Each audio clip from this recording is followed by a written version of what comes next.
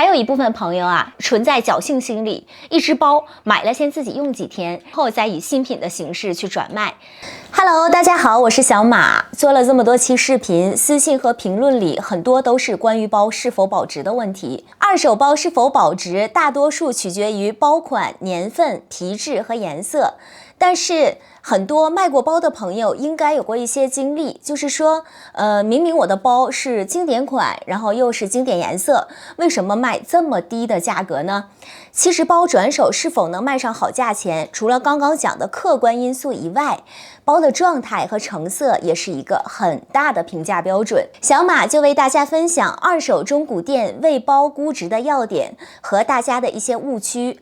如果想让你的包更加的保值，就一起看下去吧。我们先从小的配件和附属品说起。我们从专柜新爆出来的包的配件大概有外箱、沉袋、小册子、雨衣、锁头钥匙。如果是 K 粒包的话，它会有这个肩带儿。当你的包用了一段时间呢，作为二手包想要转手的时候，锁头和钥匙，然后还有如果是 K 粒的情况下，还有这个肩带儿，是一个很大的评价重点。如果丢失的话呢，即使你的包是全新的，也会很大的影响转卖价钱。相反，防尘袋、雨衣和盒子的有无，仅限于作为新品包转卖的时候会影响价钱。二手包的话呢，没有这些，其实也没有太大的关系。不过像一些特殊款的包的盒子是很特别的，比如说是像 So Black 系列的盒子，那都是全黑的。这种特殊款的盒子和防尘袋作为二手包转卖的时候，会影响一些价位的。所以要记得好好保存哦。接下来呢，我们就说一说包本身。转卖时鉴定师都会注意哪些地方呢？那首先呢，就是这个手柄，因为日常使用的时候呢，接触比较多的地方，手汗呀，或者是我们女孩子经常会涂护手霜嘛，都会造成手柄的干裂或者是变色。所以建议，考虑今后有转卖打算的朋友，包日常使用时候呢，尽量把它缠上那个小丝巾，尤其是浅色的包要特别的注意了。那其次呢，就是包的这个内里。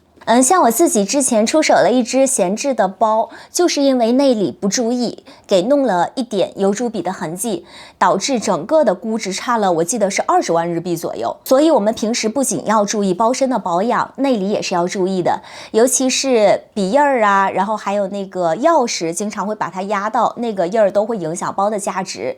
然后可以的话呢，还是要用内胆包是比较好的。不过这里还要说明一点，就是包枕和包内胆的话，要谨慎的选择。太劣质的产品会刮伤包的内部，然后甚至会出现掉色、染色的现象。另外还有这个内袋的这个拉链的这个部分 ，Birkin 和 Katie 的内袋呢都是有这个皮质链接的拉链的。然后经常使用的话呢，这里的皮质就会变形，甚至是脱落。日常使用的时候呢，这里要格外注意一些。下一个就是比较重要的部分，包身整体的状态。比如说，四角的这个角落的磨损，然后整体皮质的划痕，包身是否变形变色，这些个点基本和大家认知中的没有太大的区别，就是日常使用要多注意一些。比如说像防水、防晒，日常保存，要把它里边放一些填充物，并且放在通风比较好的地方。包的味道也会影响转卖的价钱哦。那接下来一点呢，就是金属的状态，这一点呢也是非常的重要的。金属的磨损程度会很大程度影响包的价值。这里大家有一个比较关心的地方，就是金属的这个保护膜到底要不要撕掉。那以我这些年的经验呢，金属扣的保护膜在转卖的时候是加分项。当然呢，有保护膜会更好一些。但是如果是包本身的状态是非常不好的情况下，有没有保护膜其实对价位的影响是没有太大关系的。我曾经就见过，就是有一个人拿一个那个 Birkin 的鳄鱼皮，然后其实手柄和包身整体已经被用的非常有使用痕迹了，都已经变色了，唯独5金的保护膜还好好的还在。这种情况下呢，保护膜就没有什么必要了，反而就是使用上会觉得非常有违和感。这种情况呢，还不如直接就把膜给撕掉，因为基本不会影响转卖的价钱。另外呢，关于这个底钉的保护膜，就是我之前的视频里有提到过，它是起到保护作用，并且不会影响美观的，所以我是建议不撕掉的。5斤的氧化也是会影响包估值的因素。但是呢，我们是可以自己解决的。想知道如何操作的朋友，请看我之前出过的保养干货视频哦。完全没有使用过的包送去转卖，却只被评价为未使用品，这是为什么呢？未使用品和新品是二手市场上的一个成色鉴定的标准，它们两者的最大区别呢，那就是年份。爱马仕的包，当年刻印的全新包基本上会被界定为新品，再旧一点年份的全新包就会被界定为未使用品。虽然都是全新的，但是在二手市场上的价格大概会相差10到20万日币左右。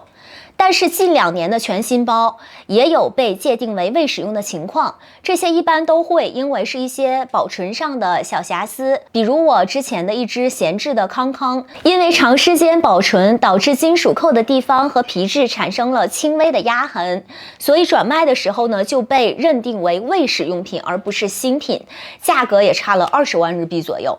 还有一部分朋友啊，存在侥幸心理，一只包买了先自己用几天，然后拍个照什么的，尝尝鲜，然后再以新品的形式去转卖。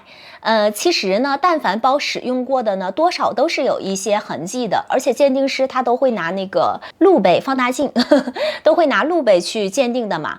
我朋友之前有一只包，其实也没有拿出去用过，就是尝试着装了一下东西，然后结果把包的底部弄了一些特别细小的那个痕迹，就是连自己都看不出来的一个状态，结果就被判断为保存瑕疵，成了未使用品，都是血的教训啊！所以如果你想要你的包出手，保存上真的要格外的注意。我们拿包去转卖的时候会发现，不同的中古店给出的价格有时候是不同的。那这是为什么呢？首先跟中古店的库存有关。如果这个店已经有很多同款的库存，那么这家店对你的这款包的需求呢就不是特别的大，价格应该不会给的特别的高。那如果另外一家中古店没有你这款包，并且这款包在这家店走货率是非常好的话，那你的这款包呢在第2家店它的估值呢就会高一些。换句话说，你的包是否被高价估值，取决于中古店能否快速高价卖出。卖得高的店呢，肯定就会回收的价格会给的相对的高一些。那第2个原因呢，也是跟中古店的专业度是有关的。爱马仕呢，并不是一个量产的包，所以一些古董款和限量款，很多鉴定师其实自己都没有见过的，因此呢，没有能力去预估这个包准确的市场价值。有些经验不足的鉴定师呢，就会为了保底，怕预估错了赔钱，就会给出一个比较相对来说市场价值比较低的价格。但更专业的鉴定师呢，也许在某个秀场或者是拍卖会见过的话，就能够准确的判断出它的市场的需求，从而给出比较准确的估价。所以呢，话说回来，爱马仕包转卖的话，还是找规模大、专业、贩卖能力强的店铺会相对的稳妥一些。好了，以上就是小马今天的分享了。如果有其他的疑问呢和不同意见，欢迎评论区留言告诉我哦。记得点击订阅，我们下期见。